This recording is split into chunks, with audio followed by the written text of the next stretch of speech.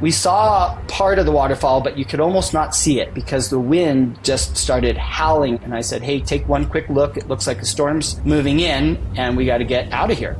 They hurried to cross the stream, but unbeknownst to the Greenbergs, the water level was rising rapidly as unseen rain poured down from the distant mountains above. And we're about 2/3 of the way across the stream, and out of the corner of my eye and my peripheral vision, I see Zach slip. Rich reached for Zach, but just like that, Zach was gone, and the river wasn't done yet. And in essence, it felt like someone really strong and powerful shoved me from behind forcefully, and now we're fighting for our lives in heavy rapids.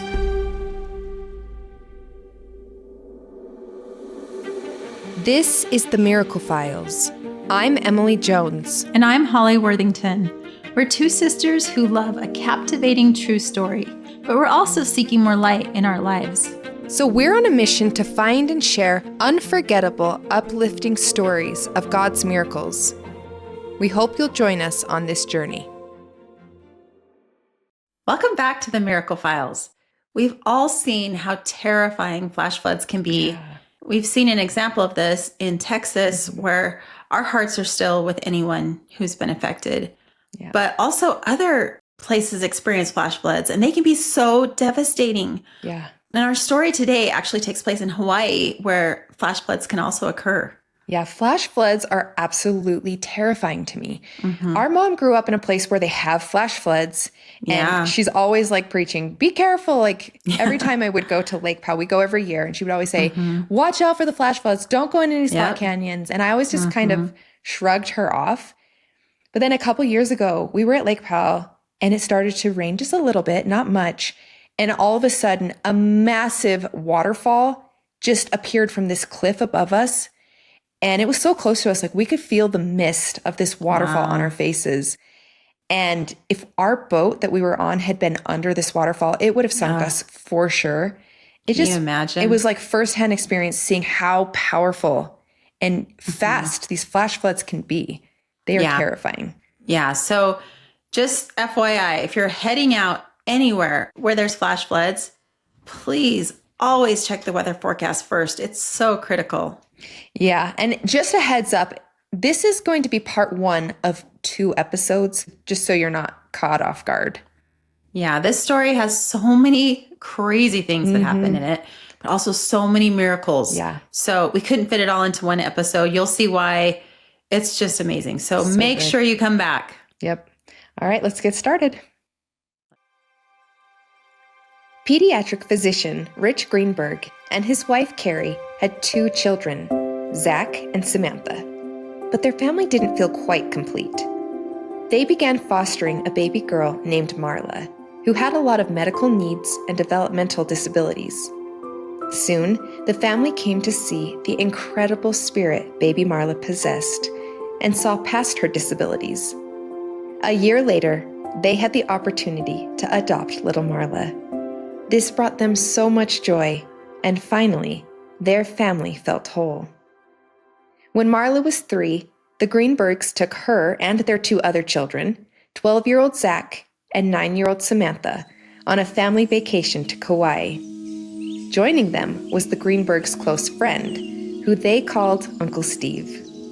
Rich and Carrie had honeymooned in Kauaʻi years before and yearned to share the enchanting beauty of the island with their children. Here's Rich. So our family traveled to Kauaʻi, and things were relatively calm for the first day or 2. We just enjoyed the beach and getting settled. The main focus for me on this trip is I wanted to do a special hike that I had done twice before and share it with my family.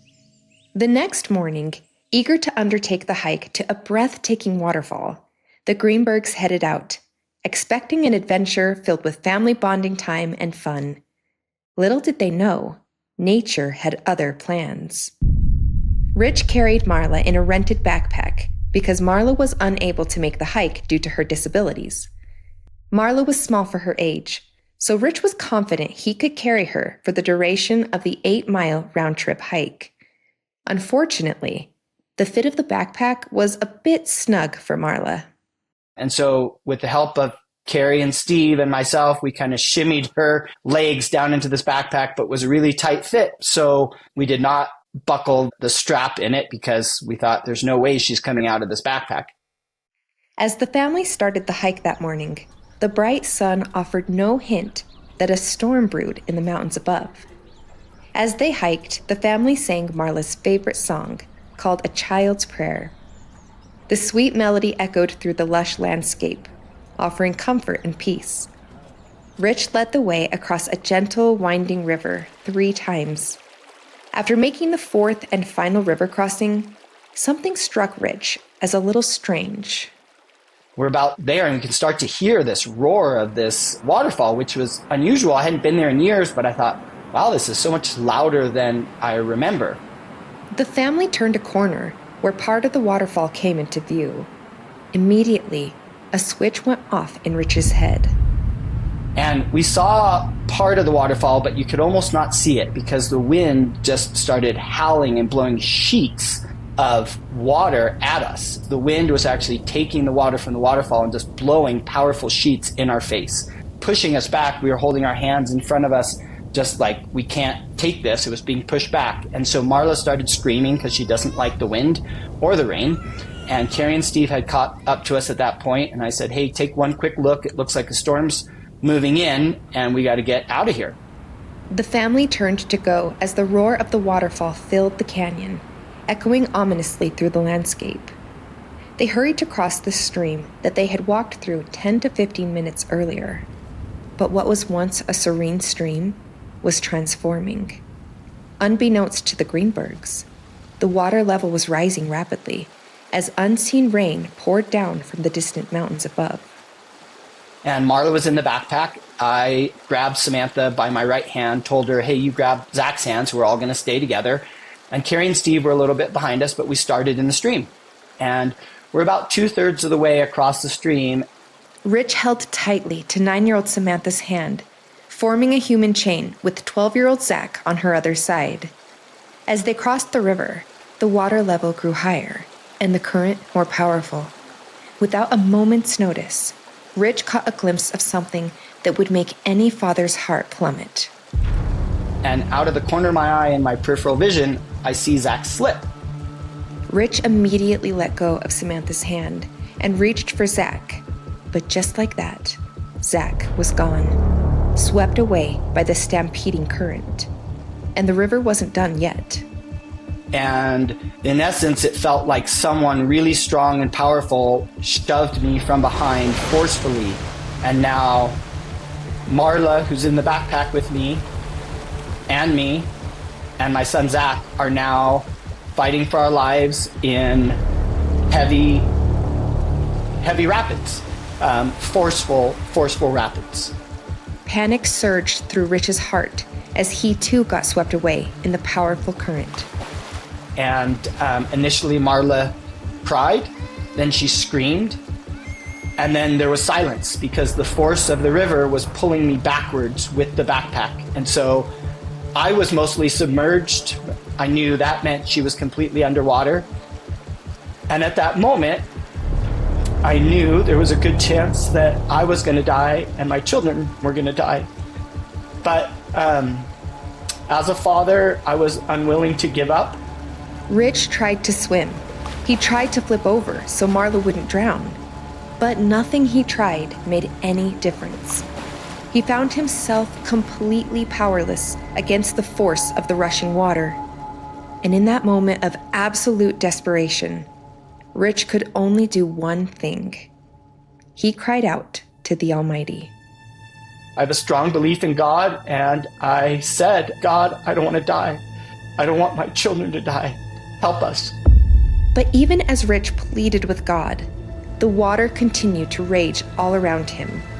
Suddenly, Rich caught sight of Zach.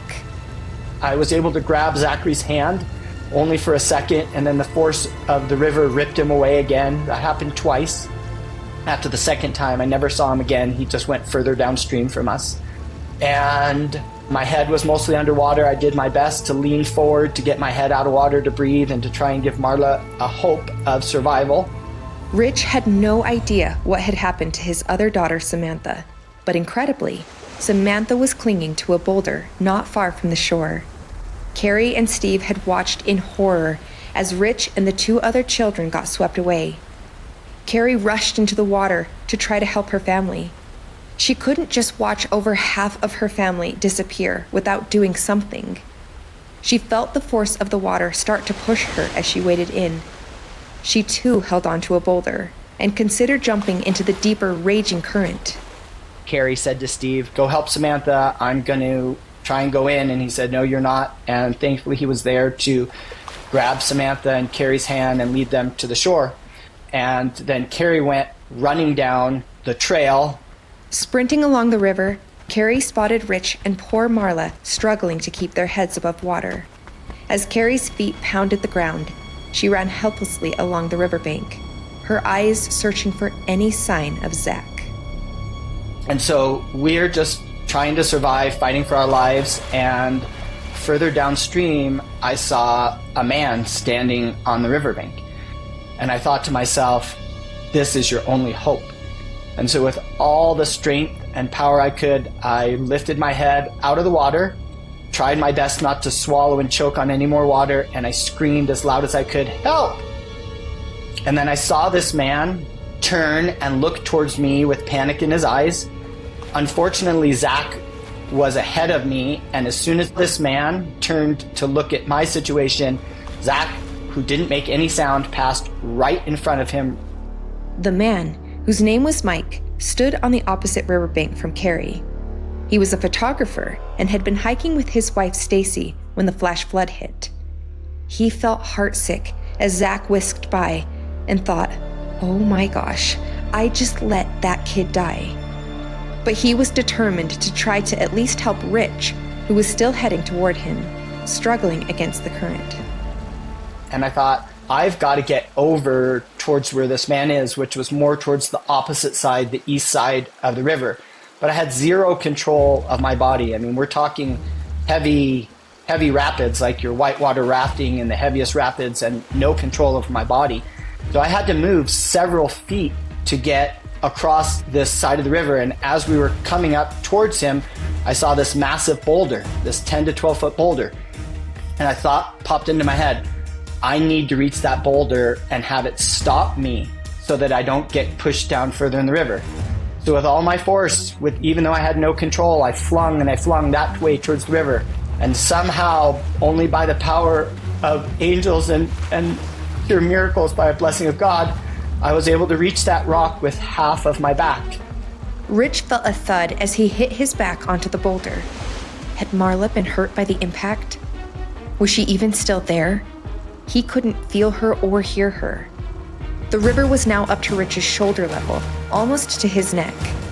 The current pulled at Rich, beckoning like a ravenous siren, calling him to rejoin the horde of rapids and get swept away again. And it is pulling me with my right side, trying to drag me away off of this boulder downstream. And I'm fighting as much as I can because I'm only on this boulder to shimmy to my left to try and scoot as far as I can. But I'm under this force of pressure of this water up to my shoulder level.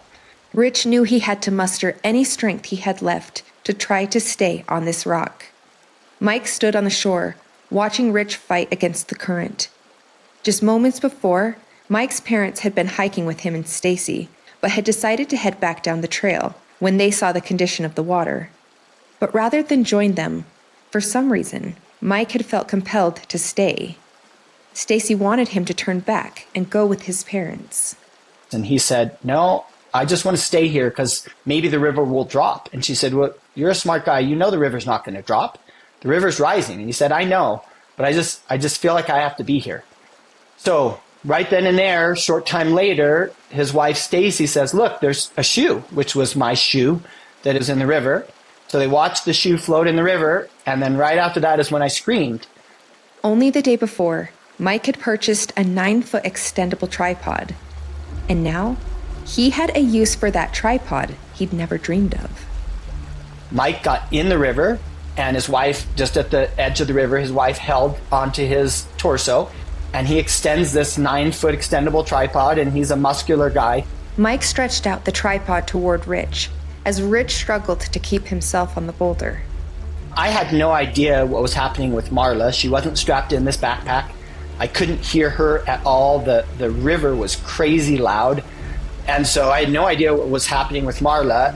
What Rich didn't realize was at that very moment, Marla was slipping free. With the impact of the rock, her body had almost entirely come out of the backpack. Only her tiny feet remained caught as the rapids tugged on the rest of her body. Her mother, Carrie, watched in terror. She desperately wanted to jump into the water, but a passing hiker stopped her. Mike reached out with his tripod, but Rich was still clinging half on, half off the boulder.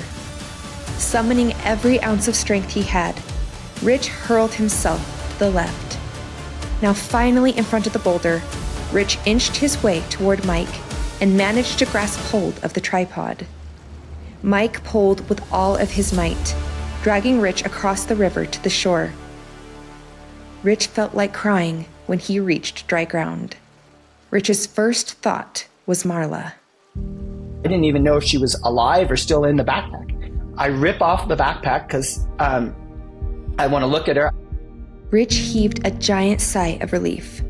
Miraculously, Marla was still in the backpack. But it wasn't until he saw her eyes stare back into his that the true weight lifted from his chest.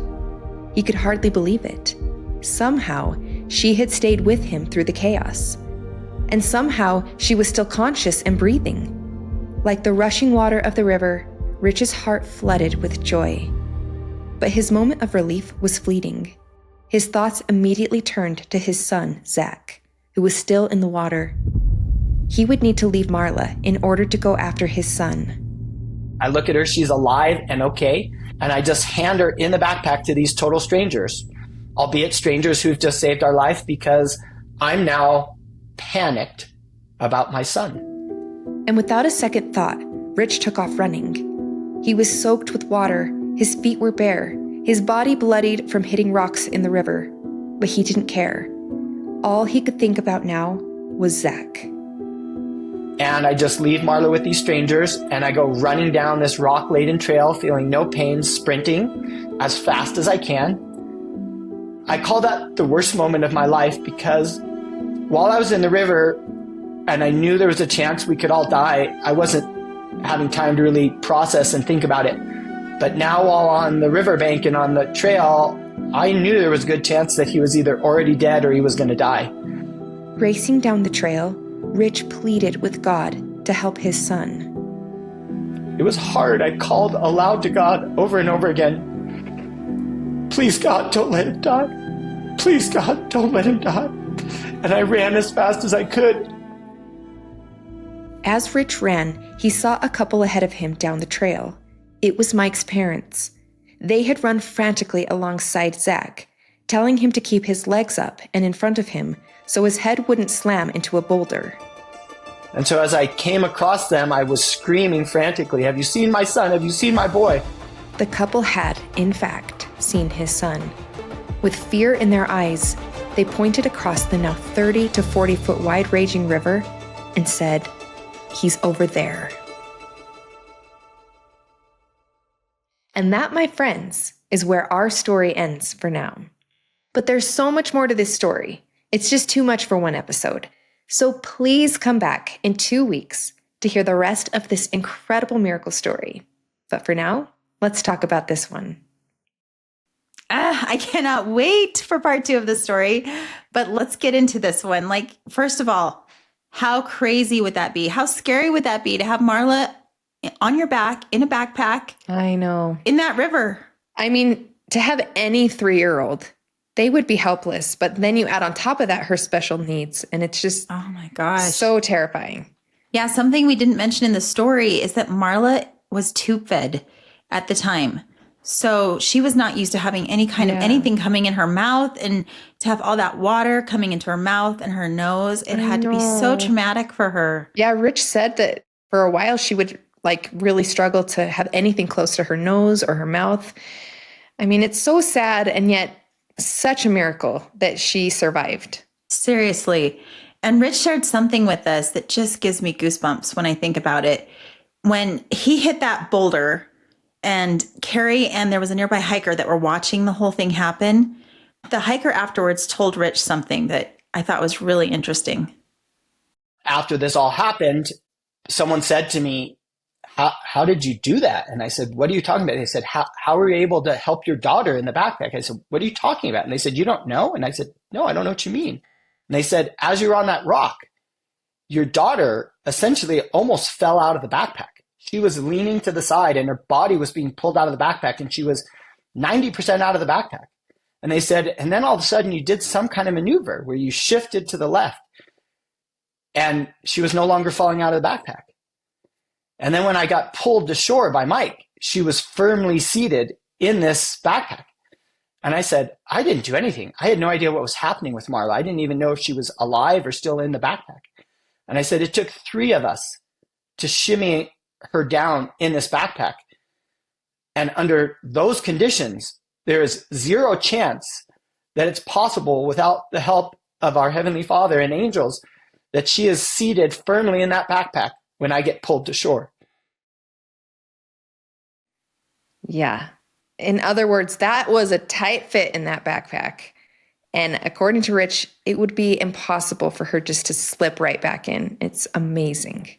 Yeah, I believe they definitely had angels helping them and definitely had earthly angels helping them as well. I mean, for Mike to have that tripod, incredible. I mean, how often do you just have something that's 9 feet with you? Like, even if you had a regular hiking stick, it wouldn't have done anything. And I'm a photographer. I go hiking with my nice camera and I never take a tripod. And if I do, it's not 9 feet long. I mean, yeah, that's really long. And he got it the day before. I mean, it's just so amazing that he was able to help Rich in that situation and that he felt prompted to even be there. Yeah, that he stayed when everyone else was trying to get him to leave. And he just said he felt like he needed to stay for some reason. Yeah.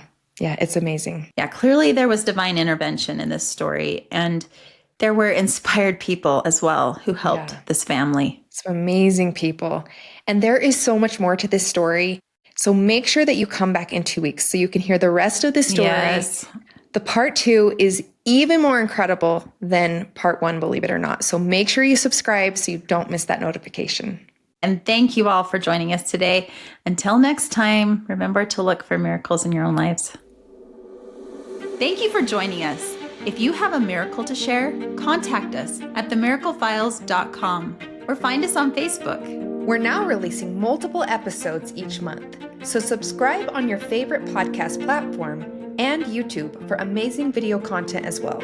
Join us next time as we discover more of God's miracles, and don't forget to look for His light in your own lives.